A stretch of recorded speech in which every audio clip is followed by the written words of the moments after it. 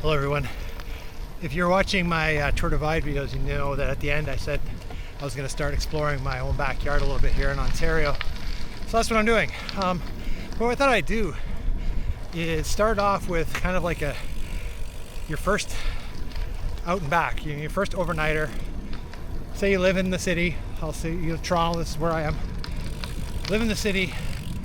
I'm like an hour of commuting to get out of the city. How do I do that? I don't have a car. Well, we have GO Transit, which is our regional transit system. And what I've done is I loaded up my bike and I hopped on a GO train and I took it to the end of the line going west, and then I hopped onto this rail trail system and I'm going to head out to a campsite. So as I go along, I'm going to record some video and explain what I'm up to.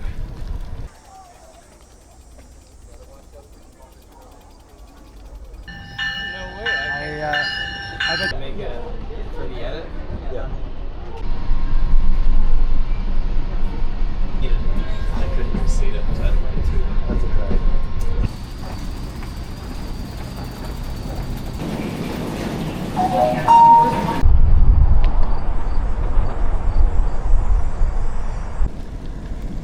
All right, so let's let the record show.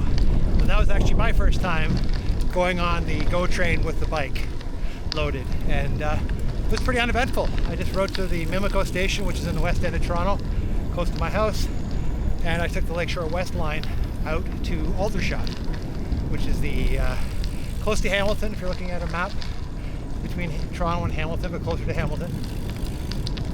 And then it was relatively easy to get out of the GO Station at Aldershot. You do have to carry your bike up some stairs, so keep that in mind. But it's paved roads out of there. But there's a bike path network that'll get you over to Hamilton, and it'll keep linking you until you get on this Hamilton-Brantford rail trail system. So right now I'm on the rail trail headed towards Brantford.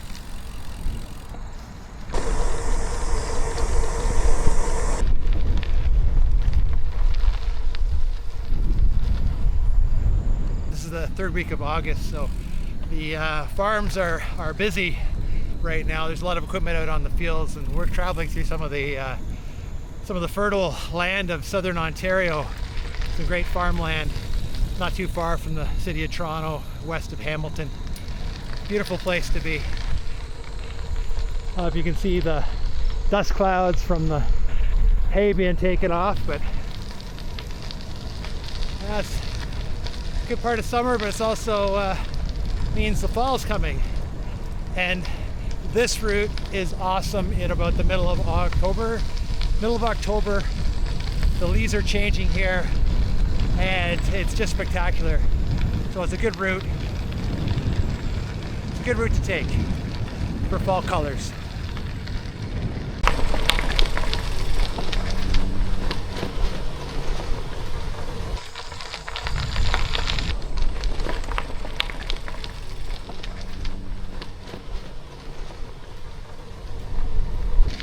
Okay, so let's talk about some of the details of this route. So, as I said, I took the train to Aldershot. Once I got out of Hamilton, I went to Dundas, little town of Dundas, and went to my favorite coffee shop in Dundas, which is called the I think Cafe Domestique or Domestique Cafe. It's a cycling-friendly coffee shop that's been there for years, and you go in out there on any given day in the summer, and there's lots of bikes leaned up against the wall with riders in there getting coffee. So I went there, had coffee, had a sandwich for lunch. Hello. Had a sandwich for lunch. And then just after you get out of Dundas, which is like immediate, you're onto this rail trail. And it's a steady uphill, basically to Brantford. So I think I passed kilometer marker 14, and it's been a steady 1 to 2% gradient since kilometer 4. So it's a steady uphill, but we're going to be going back on this tomorrow, which means it's a nice long downhill. So let's just hope it stays dry overnight and we'll get to enjoy it.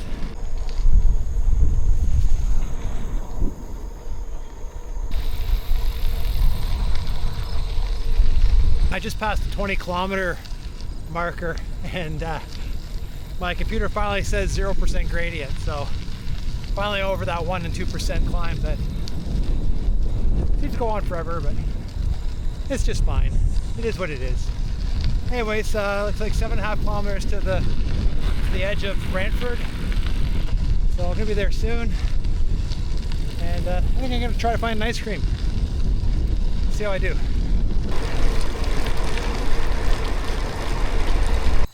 Oh, we even have trail angels here in Ontario. Not just on the Tour Divide. Look at that. Whoever you are, thank you.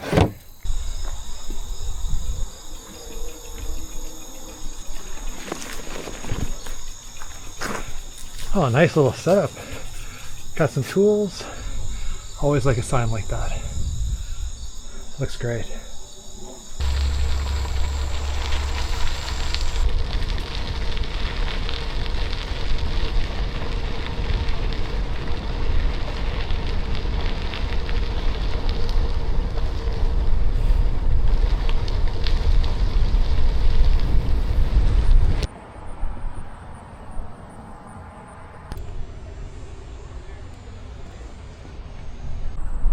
Well, I'm in Brantford, and one of the things you need to do is get across the Grand River, and that was supposed to be my way across the Grand River.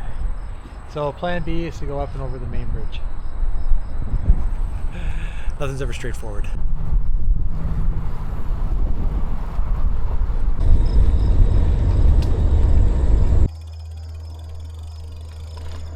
And I made it.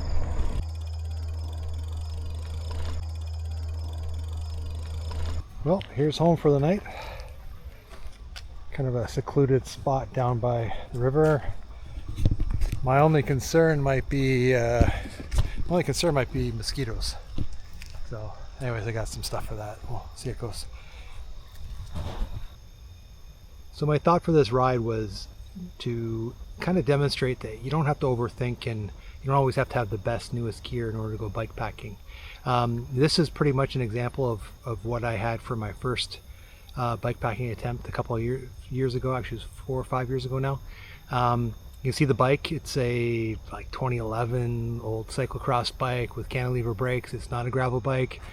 It's not a touring bike. It's a good old cyclocross bike with cantilever brakes that merely suggest slowing down, and stopping is just a wish.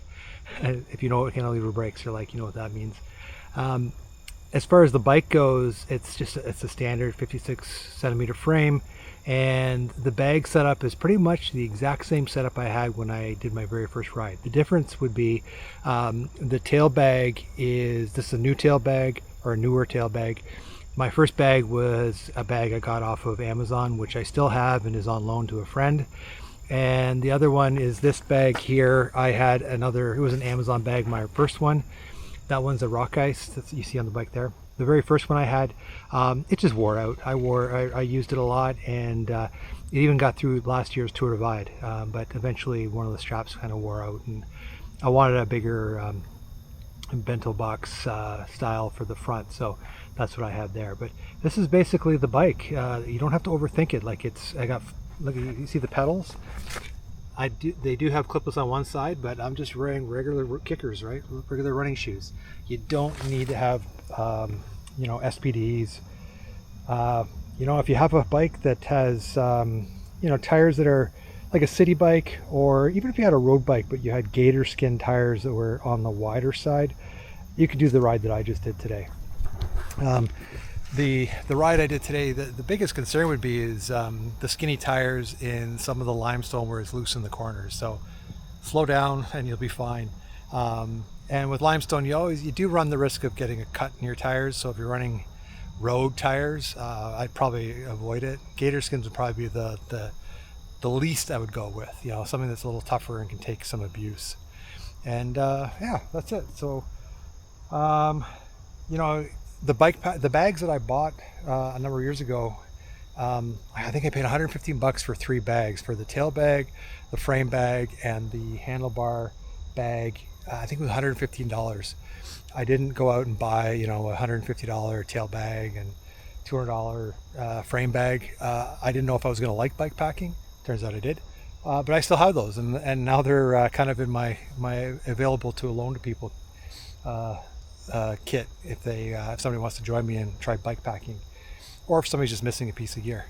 And that's the other thing, is if you're going to try bike packing, you don't have to own everything. If you've ever camped, or if you've ever done some canoeing, you probably have everything you need to go bike packing. Even if you don't have bike packing bags, if you have like a day pack, rucksack, you can probably use that. If you're going for like the Thru-Rider today, you could easily do with a day pack. The harness at the front of my bike, this is just a homemade harness, and I'll take it apart afterwards.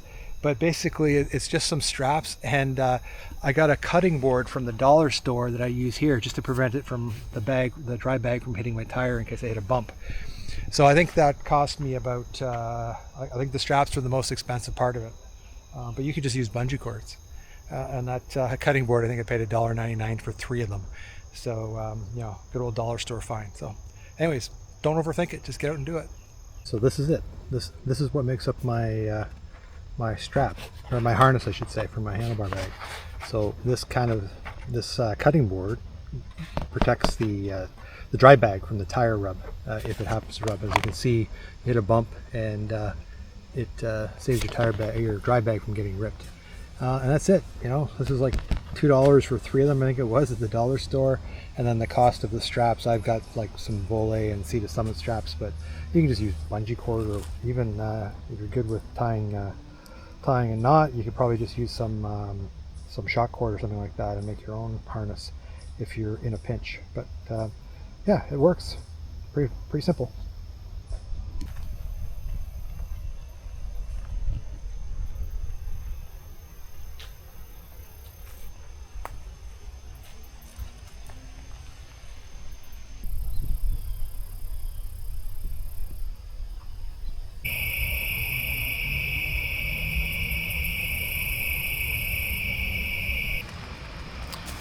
So I got into my tent about, I don't know, half hour ago, and it was clear. You could see a couple stars, calm. I was reading my book, and I could hear the wind getting up a little bit. And then all of a sudden, I hear thunder in the distance, and now it's like Dolby surround sound. It's got thunder and lightning going off all around. Might be able to hear that. It's quite remarkable, actually. So the forecast had called for like a 10 to 20% chance of rain. Well, I guess it's 100% chance now. And the wind's picking up.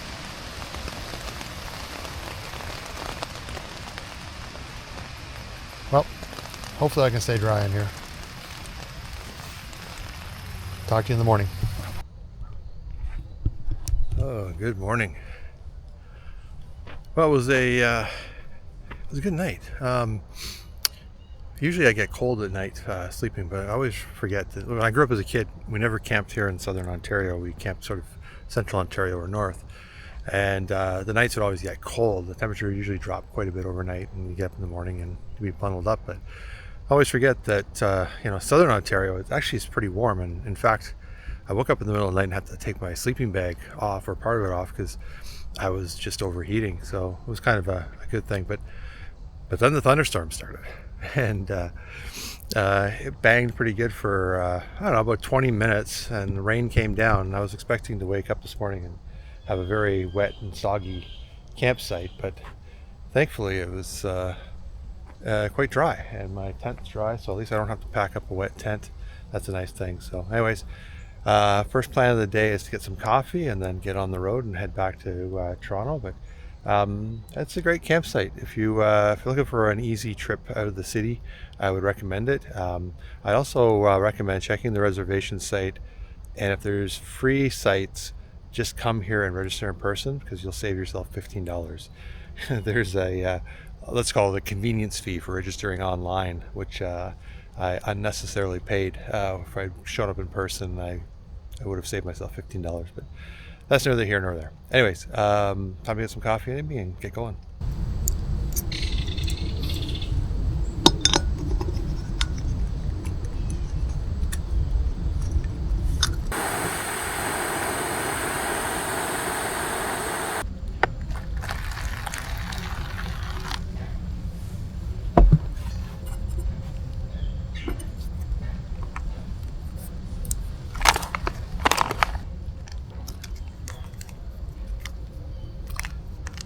coffee.